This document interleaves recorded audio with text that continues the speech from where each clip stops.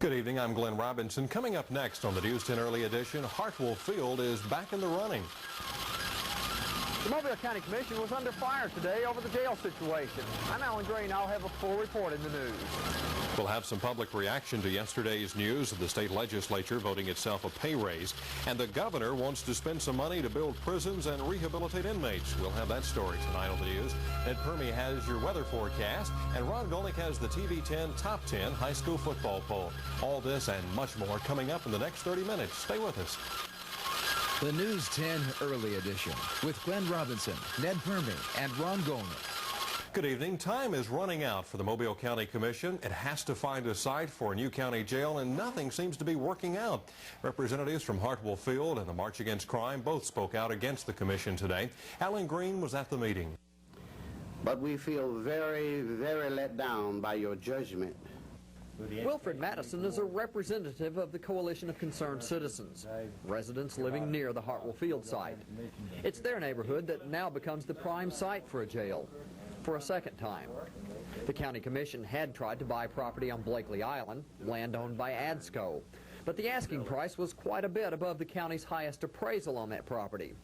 The county is legally restricted from paying more than the appraised value. But the Hartwell Field Group is still urging the commission to buy that Blakely Island property. And we ask you at this time to go back and accept the bid and get it out of our hearts and our minds and off your back.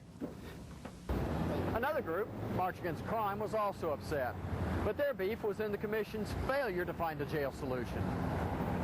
Lillian Jackson, head of the group, told commissioners today that they will look into possible malfeasance in office charges against each of the commissioners and try to have them each removed from office. The commissioners had no response. Alan Green, News 10. How would you like to get a 58% pay raise on your first day at work? Sounds too good to be true, but that's the pay hike Alabama lawmakers approved for themselves last night. John Robb says the surprise decision is stirring up a hornet's nest among taxpayers. State troopers lay their lives on the line to enforce our laws. They haven't seen a raise in about 2 years. State legislators write our laws. Last night, they wrote themselves a 58% raise without discussing it or counting the votes. Here are the numbers. Each lawmaker gets an extra $300 a month year-round and $30 for each day of the session. Total annual price tag, about $1 million. That $1 million figure is leaving a lot of taxpayers crying foul tonight. They're wondering how we can afford the state lawmakers' pay hike when over 12 of every 100 taxpayers are out of work. I don't see how they could do that within the thing. Unemployment so high, though. I don't think it's quite fair. You know, that's our money that they're spending up there. And they didn't ask us, did they? No, they sure didn't. But most lawmakers say they deserve the raise to bring their pay in line with other states. The more pay will get us better people running for the office, and furthermore, it would give the legislators the money that they need to provide their own assistance and research. Governor Wallace told us the pay raise caught him off guard. He says he hasn't made up his mind on whether to sign it into law. John Robb, News 10. And the legislative pay raise is the subject of tonight's Tele 10 question. Do you think the governor should approve the pay raise for the state legislators? You can answer yes or no by calling 434-0405 in Pensacola or 433-3757 in Mobile. The lines will stay open through the evening, and we'll be sending the results of our poll to the governor's office. And in other action today, State House and Senate committees approved Governor Wallace's prison restitution and release program. Governor also got committee support to spend $9 million to build and run new prisons. The governor ran into trouble with only one bill in his special session package. The committee turned down action on his bill for a proposed prison tax referendum, saying it was too vague. The two new school board members got their first taste of controversy today after being sworn in. Judy McCain and Howard Chipper Mathis took their seats on the board. The first order of business was to select a new president. It took 4 votes to come to a decision, but new member Judy McCain is the new president, and Ruth Drago is the new vice president of the board. McCain says that she didn't expect the position, but is pleased. Well, I hope it will be a more peaceful, tranquil board than we've seen in the past, and I really feel like that we do have a good chance of having that. I think we're certainly not all going to agree on every issue, but I think we have gone in with an attitude that we want to create a better image than we've had in the past, and I feel that we do have a very good chance of doing that. The board will be facing its first regular agenda next Wednesday. And the Alabama Education Association has decided to hold its convention next year in Huntsville. It's usually held in Birmingham.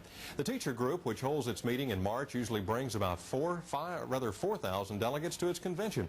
Huntsville reportedly made the best offer, and Birmingham assumed the convention would be held in the state's largest city, but not this year. When we come back, Dave Straker continues his special assignment report, Whatever Happened To. Tonight he tells us where 2 former Channel 5 employees are and 1 from Channel 10. And our Tele 10 lines are still open for your opinion on the legislative pay raise issue. A former employee for the County Personnel Board has filed a $2.9 million lawsuit against that board. Carnell Davis, seen here on the left, filed the suit in federal court this afternoon. He said he was fired from his job as personnel analyst because of his involvement in a class action lawsuit against the board. The lawsuit, he says, was started before he was hired. Davis is asking for his job back, along with back pay benefits and punitive damages. Very few TV news anchor people of the 70s are still seen on the air here. Tonight in his special assignment report, Dave Straker tells us whatever happened to TV 10 sports director Jim Kobles, Channel 5 anchorman Bob Grip, and weatherman Stu Kellogg. Tonight's the regular. When TV 10's Newsbeat reigned supreme, Jim Kobles anchored the sports every night. The sports budget was small. In the early days, the film clips at times looked more like home movies, and the scoreboard was a little crude but effective. Where is Jim now? This is the Budweiser Sports Report, brought to you by Budweiser Busch Distributing of Mobile. Good afternoon, everyone. Jim Kobles reporting. Well, these days, Jim is sports director at Mobile's WKSJ Radio. Nothing much different. There's just no pictures. Same thing, only we're doing it in radio.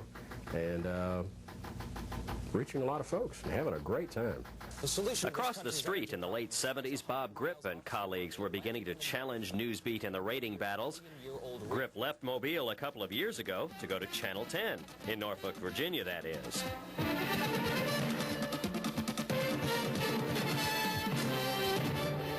Good evening, everyone. I'm Bob Grip. Diana's on vacation. At least doing the same thing here in Virginia that I did down in Mobile, anchoring 2 newscasts a day, 5 days a week.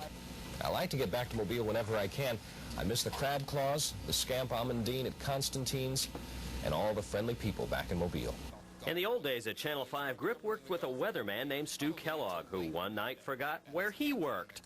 So there's really nothing to worry about throughout the next couple of days. But stay tuned to Channel 10. We'll let you know. Channel 5. Ooh, Channel 5. Even though he is now news director at TV 10, Stu says people in this area remember him for 2 things. Which is ironic, you know, a year and a half or 2 of doing weather and talking about serious meteorological things, and they remember when I screwed up and said, watch Channel 10, and they remember when I shaved my mustache, which tells you something about this business.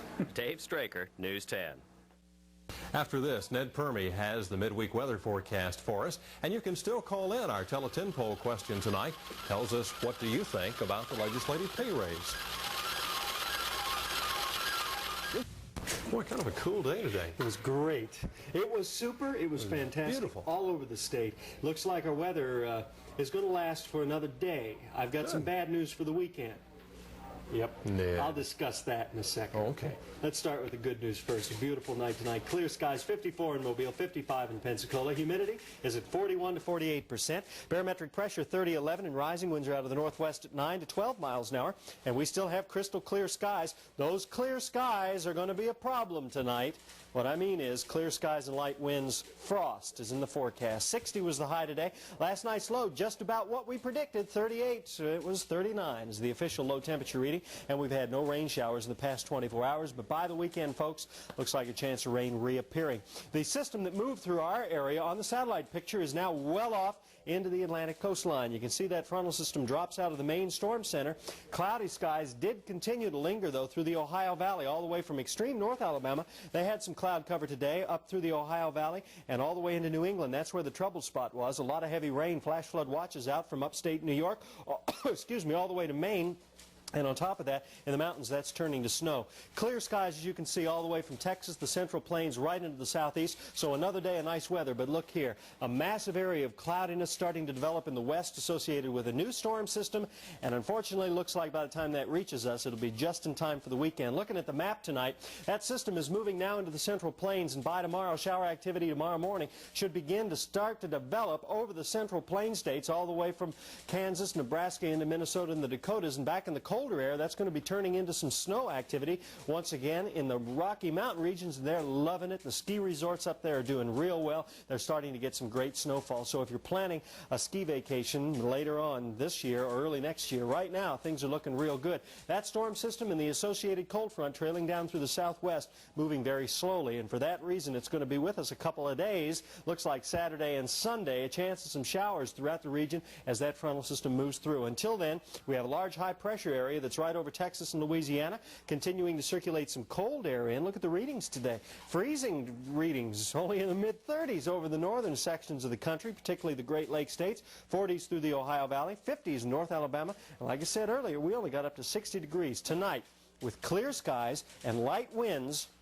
Those are the two combinations combined with the temperature reading around 37. Looks like frost is a problem tonight, and a frost warning is now in effect for the Gulf Coast. Radar indicating clear skies around the area, 54 again in Mobile. Over in New Orleans, temperature reading under clear skies of 53, 51 in Biloxi Gulfport, Meridian 47. Up in Montgomery, a 49-degree reading there under clear skies, and fair, and 57 in Fort Walton Beach and also in Destin. The small craft advisory that's been issued for the past couple of days has now been lifted. The winds are still going to be kind of rough, and the sea's kind of choppy out there, but the winds are going to be out of the northwest at 10 to 15 knots, and the seas 4 to 6 feet. Both the winds and seas will be dying down tomorrow, and the winds will be turning more easterly in direction. Tides for the next 24 hours, low tide at 7:18 in the morning, and a high tide will be at 10:41 tomorrow night, and Coffeyville River Stage is up 1 foot in the past 24 hours. Fish and game graph, we got an excellent period tomorrow right there from 9 in the morning until noon. But that's about it. The afternoons are still very slow, but picks up again from 9 until midnight. So 9 to noon, 9 to midnight, the two best periods tomorrow on the fish and game forecast graph. Frost warning in effect along the coast or throughout South Alabama. Temperature reading 37 as an overnight low in the city. Could be cooler than that in outlying areas. So frost warning in effect for the South Alabama area. And then for tomorrow morning, mostly sunny. Temperature at 8 o'clock tomorrow morning when you're getting moving, 42 degrees. Go to recover nicely. Partly cloudy and mild tomorrow afternoon with a high of 67. Tomorrow night's not nearly as cool. As that new storm system moves in, winds will again be starting to shift out of the south. Temperatures with more cloud cover, 48 degrees. And then for the extended outlook into the weekend, scattered showers Friday, Saturday, and Sunday. 75, partly cloudy on Friday, increasing clouds and cooler temperatures for Saturday and Sunday. Weather picture tonight comes to us from Lynn Gilbertson, 8 years old, from Monroeville, Alabama. And don't forget TV10 Christmas cycles. We've got it. Contest for you if you'd like to win a beautiful bicycle courtesy of Mobile Schwinn Cyclery. Send your name, address, telephone number, and your age to TV10 Christmas Cycles, P.O. Box 1548, Mobile, Alabama. Make sure you get all those 4 things on there: name, address, telephone number, and age. Okay, thanks, Ned. It's time again for the monthly free food giveaway by the government. 5 pounds of cheese and 1 pound of butter will be given away to qualifying households tomorrow. The distribution sites will be open from 8 in the morning till 5 at night. And for more information on the site nearest you, call the Community Action Agency at 457-5700. After this, Ron has the new TV10 Top 10 high school football rankings, and we'll show you some of the unexpected things that can happen when shooting a Wednesday's Child story. Ron Gollnick standing by with all the sports of the day. Yep, the last of the big-time postseason baseball awards were handed out today, and no surprise here, there was no such thing as a sophomore jinx as far as Cal Ripken was concerned this year. Last season, he was named the American League Rookie of the Year, and today he was named the league's most valuable player.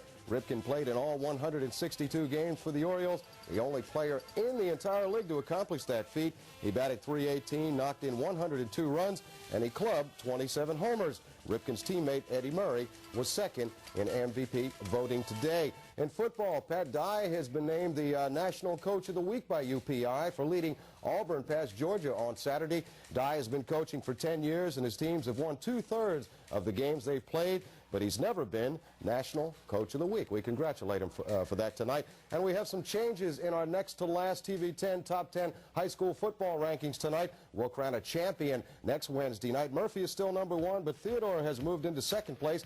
Bobcats play the Panthers Friday night at Lat. Foley is 3rd this week, followed by Fairhope. BC Rain rounds out the top 5. St. Paul's moves into 6th ahead of Viger. The Saints still alive in the state playoffs. Williamson is 8th, Baker 9th, and Citronelle 10th. And as I mentioned, top-ranked Murphy tangles with #2 Theodore in the state playoffs at Ladd Stadium Friday night. Eric Wesson has a preview.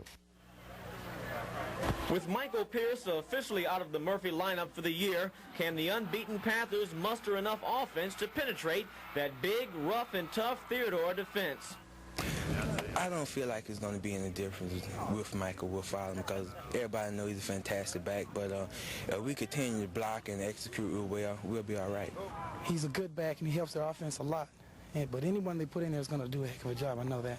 So we're just practicing hard to play a hard game. We know it's going to be a war. Theodore will have the services of junior fullback Aronda Murray. Murray rushed for over 1,000 yards in the regular season and is looking forward to the biggest game of his career.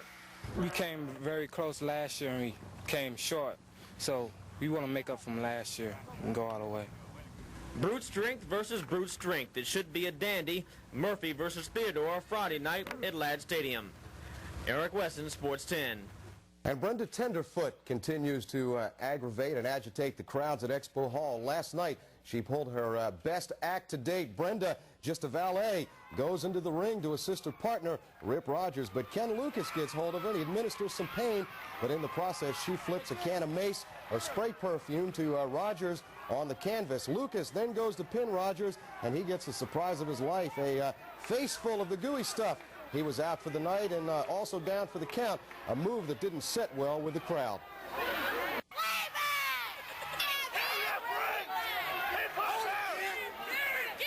She's a flea bag. Why do y'all call her a flea bag? Because that's what she is. She's a flea bag. I tear her up. How come? Because I don't think she's got any right doing the things that she does to a wrestler. As far as wrestling goes, fine. But when she throws perfume and stuff in that ring, then I think she should be sent clear away. She looks like a dog, to tell you the truth. I wonder how far clear away is. You think that could be Fairhope or Daphne or Theodore or Tolmanville or what? I think that lady said it all there. She did. That lady came down from Picayune, Mississippi to watch this fight. That's what, 350? She told me 358 miles one way. She comes down every Tuesday night, devoted to the sport. Maybe round trip. Yeah, maybe. Okay. Okay. I got you. All right. Thanks, Ron. And we'd like to remind you our Tele-10 lines are still open. We'll be giving partial results in just a few minutes. We'd like you to call in your opinion on the question, should the governor sign the pay raise bill that will increase legislative salaries by 58%? Call in a yes or no answer. Come back. We will show you some of the unexpected things that can happen on a Wednesday's Child Expedition. Stay with us.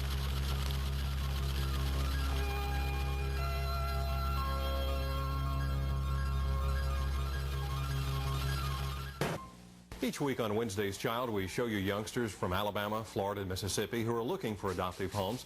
Now, we always try to make sure that we have a good time, and we do when we're taping the Wednesday's Child segments, but with television, anything can happen, and usually does.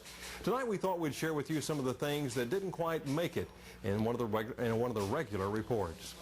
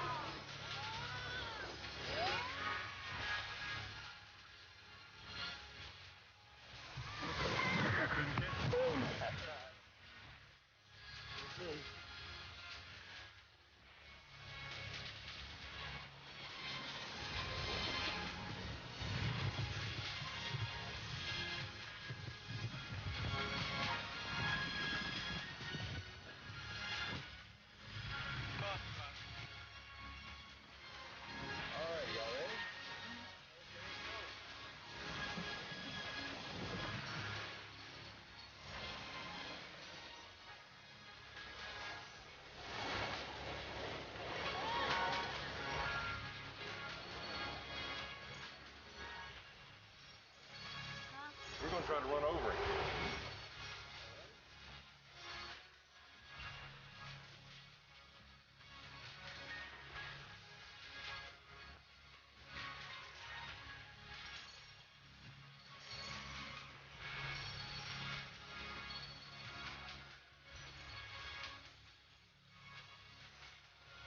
Some dedicated photographers. Here are the preliminary results of tonight's Tele 10 question so far. Out of the more than 200 people who have called in, 38% said yes, the governor should sign the pay raise bill, and 62% said no, he should not. We will be leaving the phone lines open until 10:30 for your calls, and we'll be sending the final results of tonight's poll to the governor's office. Coming up on the News 10 Nightcast tonight at 10 o'clock, John Johnson takes a look at the defeat in the U.S. Senate of a bill to give tax credits to parents who send their kids to private schools. And Dave Straker finishes his special assignment report with Whatever Happened To. Tonight, Dave fills us in on the whereabouts of Don Schroeder, Bill Stewart, and Wayne Barnett. We'll be back tonight at 10 o'clock with all the news, weather, and sports. By the way, Ron will be featuring some local boxers. We hope that you will join us. Until tonight at 10 o'clock, good evening.